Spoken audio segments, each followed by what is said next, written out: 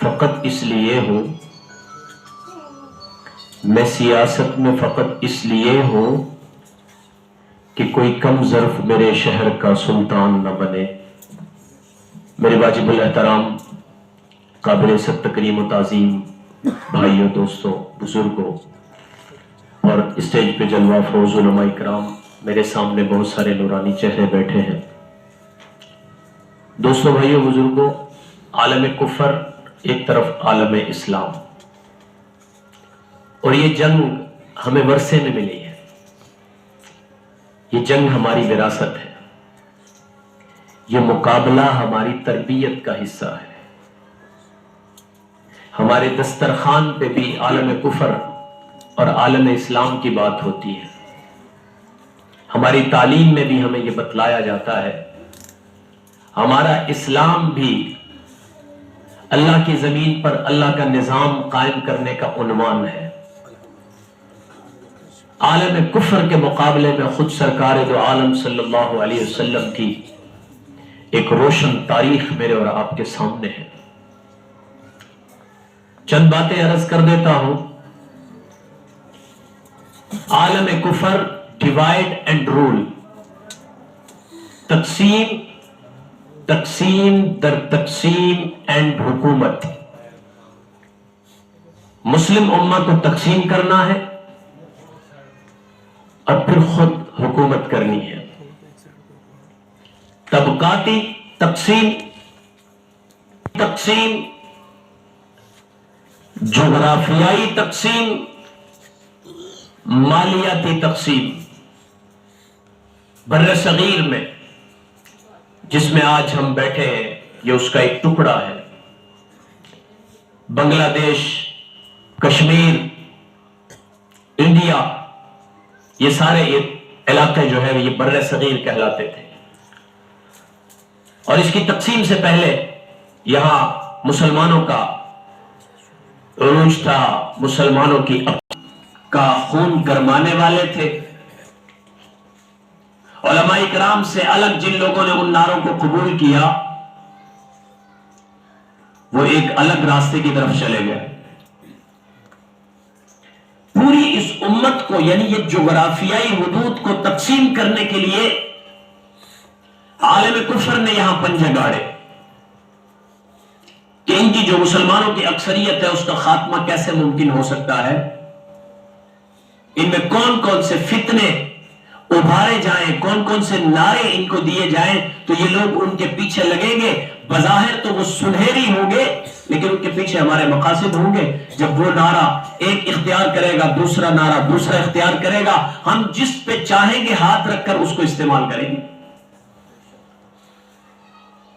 پاکستان کا وجود اللہ کی نعمت ہے، ہمیں اب اس کی قدر کرنی ہے، ہمیں اب اس کی حفاظت کرنی ہے۔ لیکن پاکستان کے وجود سے پہلے یہ سارا ملک ہمارا تھا، بر صغیر ہمارا تھا، کشمیر ہمارا تھا، بنگلہ دیش ہمارا تھا، پاکستان ہمارا تھا۔ ہمیں ایک نعرہ دیا گیا کہ مسلمانوں کے ایک الگ ملک ہونا چاہیے۔ میرے ہاتھ سے 100 روپے لیے گئے، میں 100 روپے کا مالک تھا، اور مجھے اس کی تقسیم کے بھی پڑھائیں گے، سولنگ نالیاں بھی بنوائیں گے انشاءاللہ، وظیفہ بھی سن لیں۔ اذان کے بعد جو شخص درود شریف اور دعا پڑھنے کے بعد 7 مرتبہ لبیک اللہم لبیک لبیک لا شریک لک لبیک ان الحمد والنعمت لک والملک لا شریک لک، اس دعا کو 7 مرتبہ پڑھ لے اور ہر نماز کے بعد معمول بنائے، اللہ اس کا مدینہ آنا جانا معمول بنا دے۔ حاصل کیا ہے۔ اس نعرے کے پیچھے ہم لگے تو اس کا ایک مقصد تھا کہ ایک الگ تھلگ ایک اسلامی ریاست ہوگی، اس میں ہم اپنی مرضی سے عبادات کریں گے، اسلام کا وہاں نظام ہوگا، وہاں اذان، نماز، کلمہ کے اوپر کوئی پابندی نہیں ہوگی، حیا کی پاسداری ہوگی، اسلامی نفاذ ہوگا، اسلامی آئین ہوگا، اسلامی قانون ہوگا، پورا ایک نظام ہمارے ذہن میں ایک سکیچ تھا۔ اور ان کے ذہن میں ایک اور بات تھی کہ ان کو پہلے تقسیم تو کرو، مسلمانوں کو ایک طرف دھکیل کے اکٹھا تو کرو، ہندوؤں کو ایک ملک میں اکثریت تو دلاؤ، بعد میں بات کرتے ہیں کہ بعد میں کیا کرنا ہے۔ جب ہندو ایک طرف چلے گئے، اکثریت ایک طرف چلی گئی، اور اقلیت جو ہے مسلمان اقلیت میں وہاں ہو گئے، اور مسلمانوں کو ایک ملک مل گیا، ہم بھی اس پہ خوش ہیں الحمدللہ، اللہ کے فضل و کرم اور اللہ کا احسان سمجھتے ہیں۔ پاکستان کا وجود چونکہ اسلام کے نام پر وجود اس کا جو ہے وہ بنا اور اس کا تصور قائم ہوا، مدینہ کی ریاست اور پاکستان کی سرزمین، ان دو سرزمینوں کی بنیاد کلمہ طیبہ ہے، لا الہ الا اللہ محمد الرسول اللہ کی بنیاد اس کی بنیادوں میں شامل ہے۔ لیکن جب ہم یہاں آگے، پھر آگے ہماری تعلیم کی تقسیم، تم اہل حدیث ہو، تم دیوبندی ہو، اور تمہارا یہ نعرہ، تمہارا وہ نعرہ۔ اب ہم سب تو اکٹھے تھے، یہ لیبل لگا دیا اور ہمیں اس کے اندر پھنسا دیا۔ پہلے ہمیں زمین کے اعتبار سے تقسیم کیا، پھر ہمیں مسلک کے اعتبار سے تقسیم کیا، اور ہم سب مسلمان بھائیوں کو ایک نعرے کی بنیاد پر لڑایا۔ تم اس پہ لڑتے رہو، ہم ایک الگ نصاب بنا لیتے ہیں اتنی دیر میں، جتنی دیر میں تم دیوبندی بریلوی اہل حدیث سے فارغ ہوگے، اتنی دیر میں ہم پاکستان میں کس کی حکومت بنے گی یہ فیصلہ کر لیں گے۔ تم لڑو ذرا۔ اب پاکستان میں آئے ہوئے لوگ زخموں سے چورا چور، مالی معاشی اعتبار سے بدحالی کا شکار، اور عجیب ایک جو ہے قابل ترس، اس کے پاس بھی 2500 ووٹ تھا، اس کے پاس بھی 2500 ووٹ تھا، اس کے پاس بھی 2500 ووٹ تھا، اور ایک نیا آدمی لانچ کر کے 5000 ووٹ سے اس کو جتا کر حکومت کے ایوانوں میں بٹھا دیا گیا، اور یہ 7500 ووٹ والے آپس میں لڑتے رہ گئے۔ یہ ایک ڈیوائڈ اینڈ رول کا فلسفہ تھا جس کو انہوں نے اختیار کیا۔ پہلے ہمیں زمین پہ لڑایا، تو انہوں نے الگ کر دیا کہ اس مدرسے کے اندر اگر آپ نے بات کرنی ہے تو صرف قرآن کی کرنی ہے، حدیث کی کرنی ہے، اذان کی کرنی ہے، جنازے کی کرنی ہے، ان مسائل کی بات کرنی ہے تو الگ تھلگ ایک مدرسہ بنا لو۔ انگلش کی تعلیم تو ہم نے اس کو الگ کر دیا ہے، زبانوں کی تعلیم، ٹیکنالوجی کی تعلیم، سائنس اور ان تمام چیزوں کو، ریاضی کے علوم کو ہم نے الگ تھلگ کر کے ایک نصابی تقسیم کو پیدا کر دیا ہے۔ نصابی تقسیم کے نتیجے میں پھر ہوا کیا؟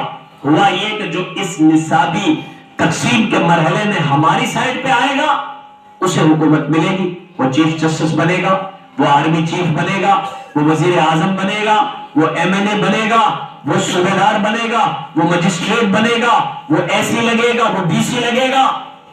اور یہ مولوی صاحب جو تم قرآن و حدیث کی تعلیم حاصل کر رہے ہو، نعرہ تم نے ہی دیا تھا، حکومت تمہاری ہی بننی چاہیے تھی، قربانیاں تمہاری ہی لگی تھی، لیکن اب یہ ملک حاصل ہو چکا ہے، اب ذرا تم مسجد مدرسے کا رخ کرو، وہاں بیٹھو، یہ دیوبندی بریلوی کی جنگ لڑو، اس پلیٹ سے فارغ ہو جاؤ، پھر اپنے مدرسے کا کام کرو، سکول میں ہم اپنی مرضی کا ایک نصاب دینے والے ہیں۔ یہ تعلیمی تقسیم تھی اور ملا کو الگ کر دیا گیا۔ جبکہ اگر ایک مسلمان قوم ہے، حضور علیہ السلام کا امتی ہے، اسلامی معاشرے کو چاہتا ہے، تو اس کی تو علماء دینی لوگ ضرورت ہے۔ وہ مجبوراً اپنے بیٹے کو اگر اس کو فائنینشلی طور پر اس کو مضبوط کرنا ہے تو پاکستان کے قانون کے مطابق، یہاں کی انوائرمنٹ کے مطابق اپنے بچے کو اسکول کی تعلیم دے گا تو ہی بچے گا، مدرسے کے تعلیم میں جائے گا تو پھر فی سبیل اللہ نظام ہے، چلے گا تو چلے گا، نہیں چلے گا تو مشکلات کا سامنا کرے گا۔ ایک دہشت گرد کا لفظ کہا گیا، ٹوپی، داڑھی، پگڑی، کرتا، شلوار، نمازی، یہ حلیہ جہاں بھی آپ کو نظر آئے یہ ٹیررسٹ۔ یہ نعرہ اتنا عام کیا گیا، اتنا عام کیا گیا کہ پوری دنیا کے اندر ہمارا میڈیا ٹرائل ہوا۔ میڈیا ٹرائل کے بعد ساری دنیا ہمیں دہشت گردانہ نظر سے دیکھ رہی تھی۔ آج جب وہ دہشت گرد جب سلو کی بیس پہ آئے، ٹیبل ٹاک کی بات آئی، افغانستان سے